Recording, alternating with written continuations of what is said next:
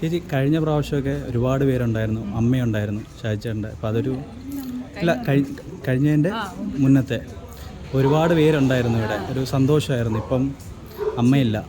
അപ്പം അതെങ്ങനെ മിസ് ചെയ്യുന്നുണ്ട് ഒരുപാട് അമ്മയെ?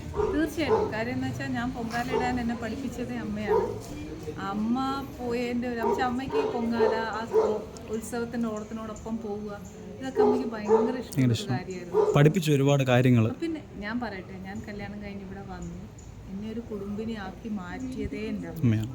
പക്ഷെ പാചകത്തിലായാലും ശരി, ഈവൻ ഒരു കുടുംബം നോക്കുന്നതായാലും ശരി, ഒരു പൊങ്കാല ഇടുന്നതായാലും ശരി, എല്ലാ ഹിന്ദു കൾച്ചറിലുള്ള എല്ലാ സാധനവും പഠിപ്പിച്ചെന്ന് നമ്മളാണ്. അതൊരു മാറ്റമില്ല. പിന്നെ 2 കൊല്ലമായിട്ട് അമ്മ എൻ്റെ കൂടെ ഇല്ല, അമ്മ മരിച്ചുപോയി. പക്ഷേ എനിക്കെന്താ അറിയോ, അമ്മ എപ്പോഴും പൊങ്കാല അവിടെ ഇടുമ്പോൾ ഇങ്ങനെ ഈ വരാന്തയിൽ ഒരു കസേര എന്നിട്ട് അമ്മയ്ക്ക് ഭയങ്കര ഇഷ്ടം അത് കാണാനും ഇടുന്നത് പറഞ്ഞു തരാനൊക്കെ. പക്ഷേ ഈ കൊല്ലം 2 കൊല്ലമായിട്ട് അമ്മയില്ല.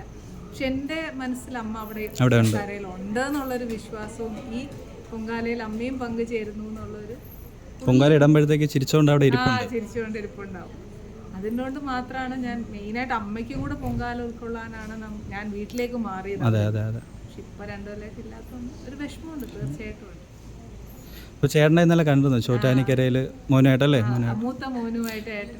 അതും ഞാൻ പറഞ്ഞില്ലേ, ദേവിയുടെ ഒരു അനുഗ്രഹമാണ്. ഏട്ടൻ അവിടെ മകം തൊഴാൻ സാധിച്ചു, എനിക്കിവിടെ പൊങ്കാല ഇടാൻ സാധിച്ചു. ഇതെല്ലാം അമ്മയുടെ ഓരോ നിശ്ചയമല്ലേ, അതിൽ പൂർണ്ണമായിട്ടും വിശ്വസിക്കും.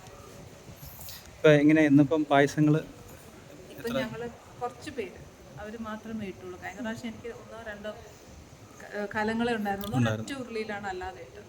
പക്ഷെ ഇപ്രാവശ്യം എണ്ണം കൂടി. ഞാൻ പറഞ്ഞില്ലേ, എനിക്ക് നമ്മുടെ നാട്ടിൽ വന്ന് ആരമ്മയ്ക്ക് പൊങ്കാല ഇട്ടാൽ എൻ്റെ വീട് എപ്പോഴും തുറന്നു, അതിന് സന്തോഷമേ ഉള്ളൂ. എല്ലാവരും വരട്ടെ, അമ്മയുടെ മക്കളായിട്ട് എല്ലാവരും വരട്ടെ.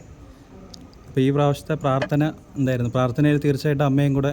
തീർച്ചയായിട്ടും. പിന്നെ ഞാനൊരു കാര്യം പറയാം, നമുക്ക് ഓരോ കൊല്ലവും അമ്മ തരുന്ന ഓരോ കർമ്മങ്ങളുണ്ട് അല്ലേ.